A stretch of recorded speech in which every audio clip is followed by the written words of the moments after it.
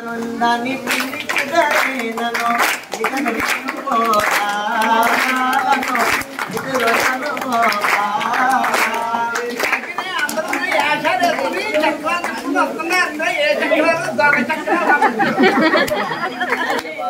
మాట చేశారు.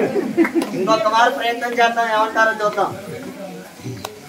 కాళీయుని సంహరించిన కృష్ణుడు నేను మధురుడని అందరూ వచ్చి పావులు పడుతున్నారు, నువ్వేం కాదు. ఎంత మాట అనేసారు చూడండి. పావులు పట్టేవాడు అనేసారు ఒక్కసారిగా. ఇంకా నేను పూర్వనుకునేవాడు అనేది. సరే ఇంకొక మాట చేద్దాం. సముద్రమందును తీరదమున అమలించని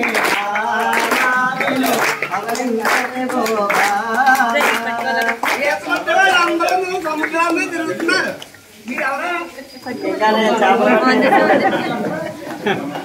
చూసారా ఎంత కోపం వచ్చిందో.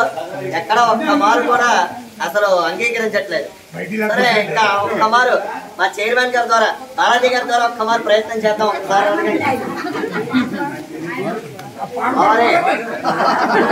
మా స్వామి వచ్చారు.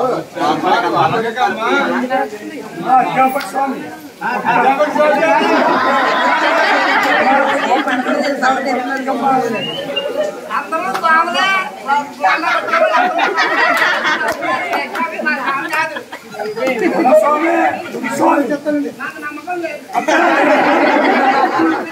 మీకు ఉద్యోగం ఏం చేస్తున్నా మీరు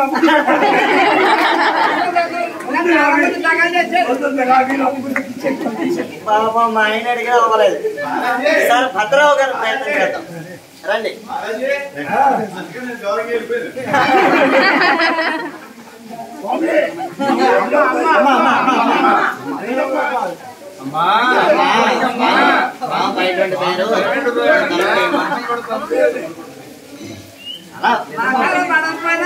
పడిపోయి చెప్పి చెప్తున్నా.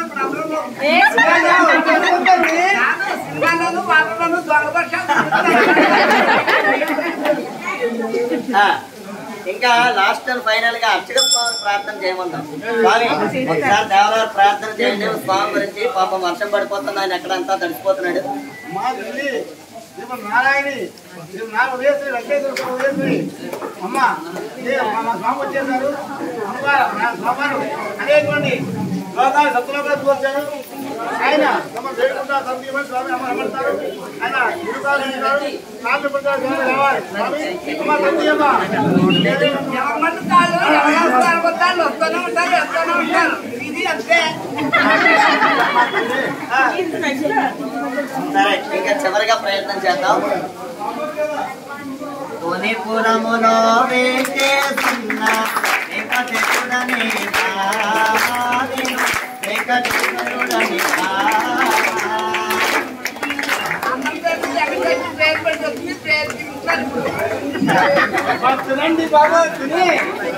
అమ్మా తోలభద్రాక్షి వచ్చింది ఎవరో కాదమ్మా, సాక్షాత్ నీ పతి అయినటువంటి పరమాత్ముడు వైకుంఠధాముడు అయినటువంటి సాక్షాత్ శ్రీనివాస పరమాత్మ. నీకు ఆ సందేహమే అవసరం లేదు తల్లి. ఒక్కవారు తలుపులు తీసి మమ్మల్ని కూడా కటాక్షించుతండి నీ శ్రీవారితో సహితంగా. ఎప్పుడు దాకా అక్కడికి వెళ్ళిపోయావు?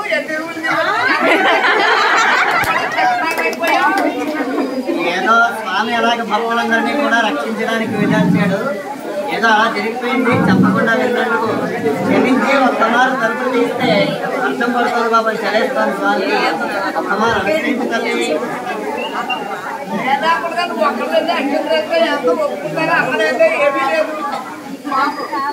హృదయంలో ఉన్నావు తల్లి, హృదయంలో ఉన్నావు అని చెప్పేది అన్న ధైర్యంతో అందుచేతను వెళ్ళాడు. ఏదో పాపం చిన్నపిల్లవాడు, ఏదో నీ యొక్క కరుణా కటాక్ష వీక్షణాలతో ఒక్కమారు నిర్ణయించి తలుపు చేయవమ్మా.